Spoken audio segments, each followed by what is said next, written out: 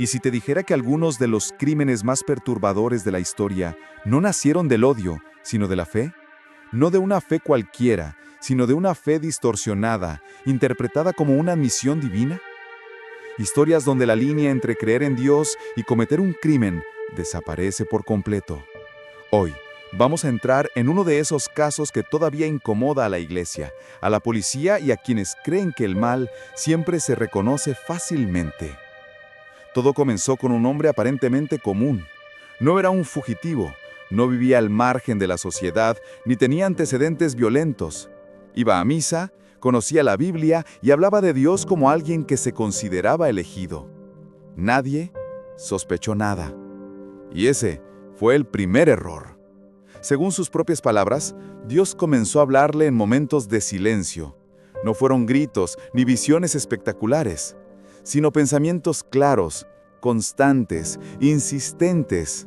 Al principio, eran mensajes inofensivos, advertencias sobre el pecado del mundo, sobre la corrupción moral, sobre personas que, según él, habían sido abandonadas por la gracia divina. Él no veía eso como una enfermedad, sino como un privilegio.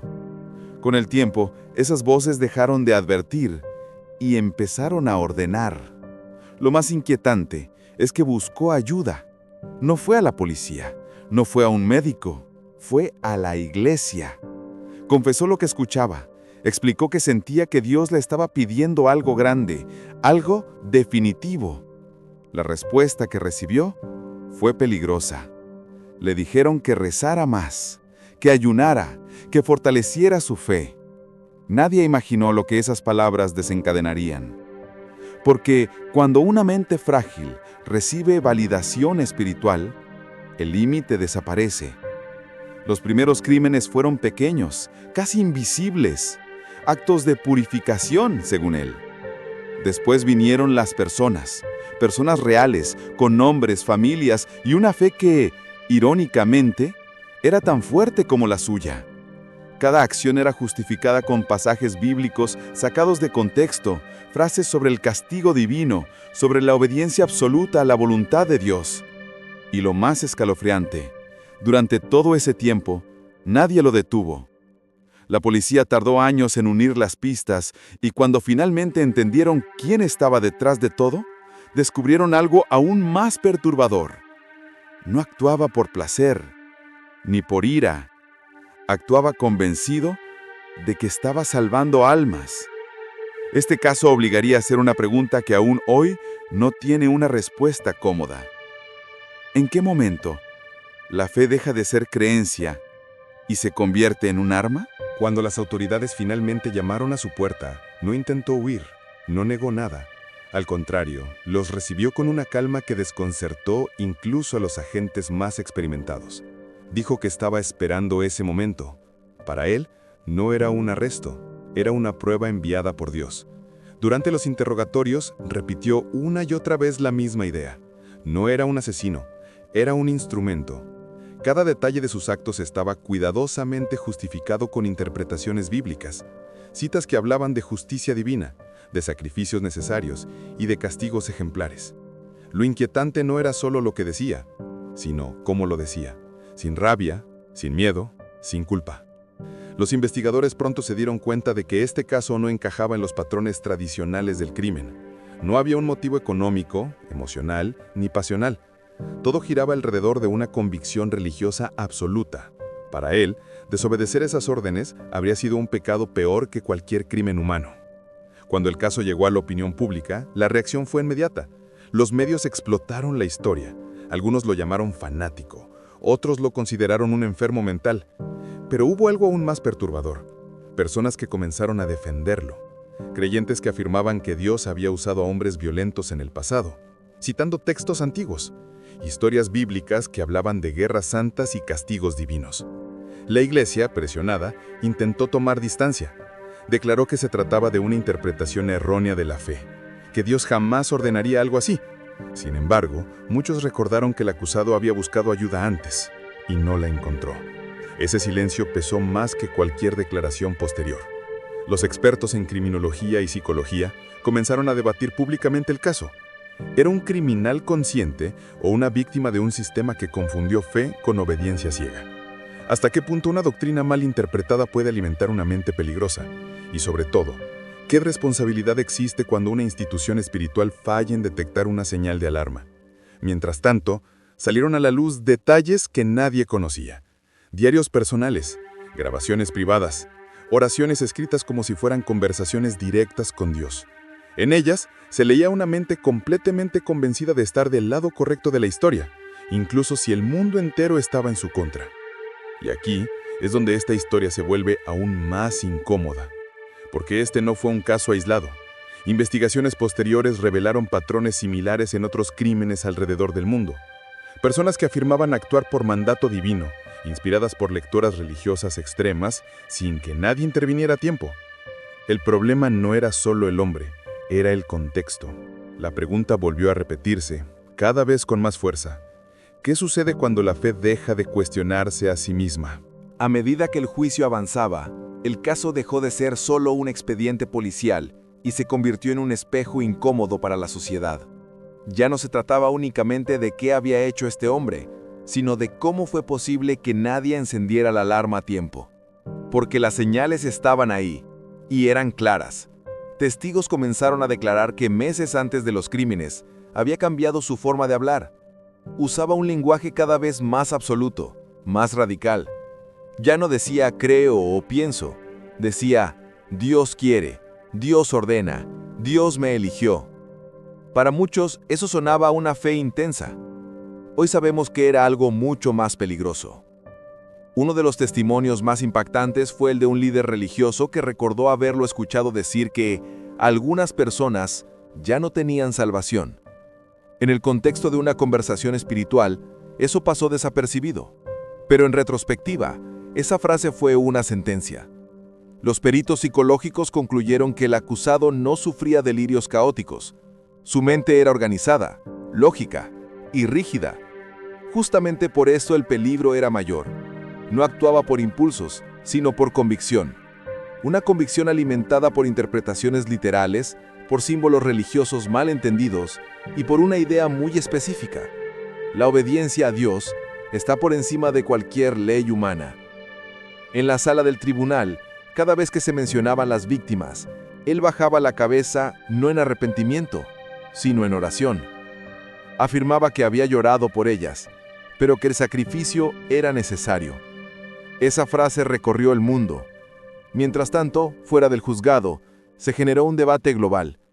Personas creyentes comenzaron a preguntarse algo que rara vez se dice en voz alta. ¿Puede la religión, en ciertos contextos, convertirse en un refugio para ideas violentas? No la fe en sí, sino su distorsión, su uso como justificación absoluta.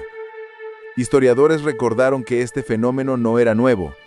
Desde la antigüedad, la humanidad ha utilizado el nombre de Dios para explicar lo inexplicable, justificar guerras y silenciar conciencias.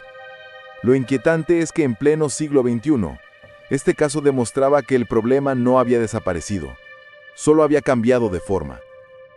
Los fiscales fueron claros, no estaban juzgando la religión, estaban juzgando actos, pero incluso ellos admitieron que este crimen no podía entenderse sin el contexto religioso que lo rodeaba. Separar una cosa de la otra era imposible. Y entonces surgió la pregunta más difícil de todas, la que nadie quería responder directamente. Si este hombre realmente creía que Dios le hablaba, ¿quién falló antes de que todo ocurriera? La sentencia del juicio no trajo alivio. Aunque el juez fue claro al declarar culpable al acusado, la sensación general fue de inquietud más que de justicia.